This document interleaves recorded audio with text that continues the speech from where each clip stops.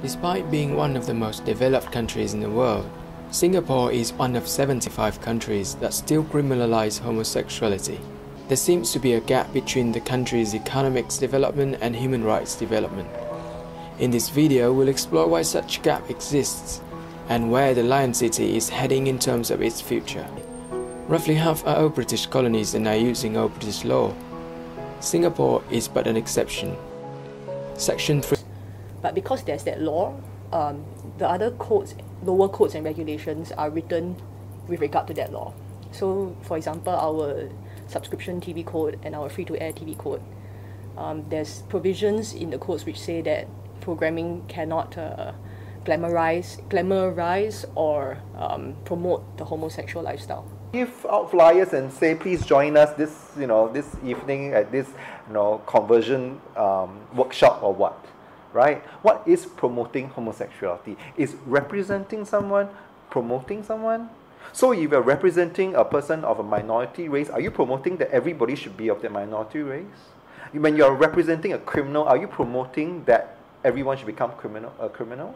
So because of that, if there are scenes in programs where there's a happy gay couple, then those scenes have to be cut. But if it's a sad gay couple, if it's like a crazy murderer, or if the queer gay man straightens out, it's fine. It's fine. Yeah. So because of that, you have people of the older generation who don't understand what LGBTQ people are or what it's about, and they're very misinformed. So they tend to have a very negative view of gay people. Be repealed in a matter of time, because as a legal function, it doesn't do anything except to perpetuate discrimination and stigmatization.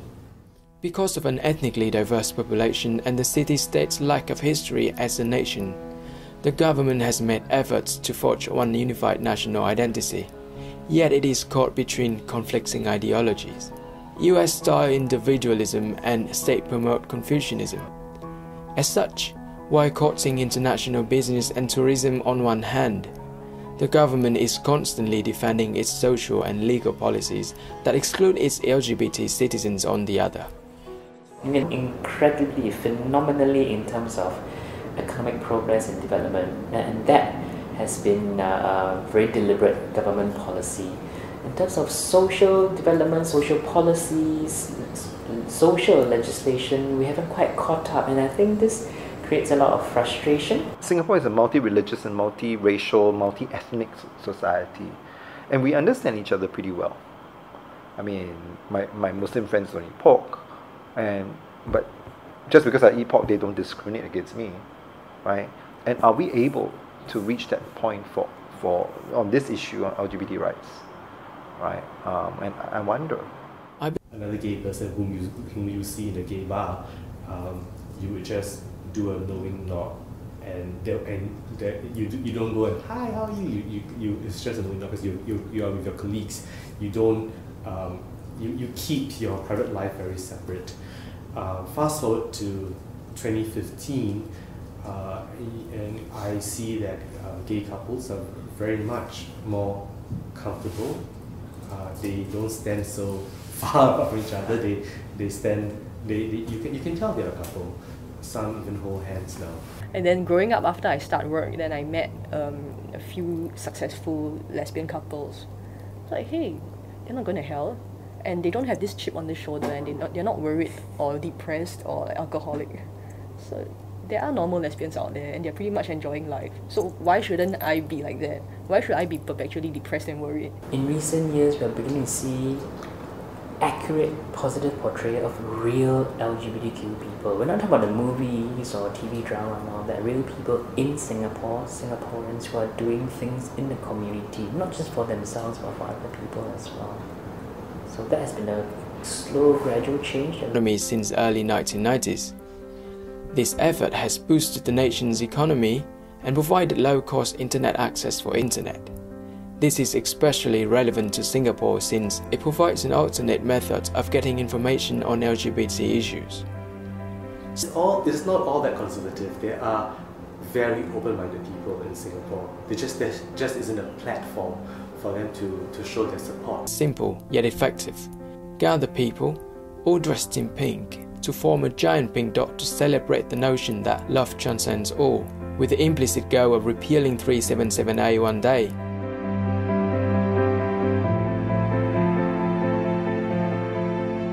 I remember the first time when I stepped into the park, I have never been in an open event, an openly gay event, and I think a lot of people who were there as well also haven't been to an openly gay event as well, and there was an atmosphere. It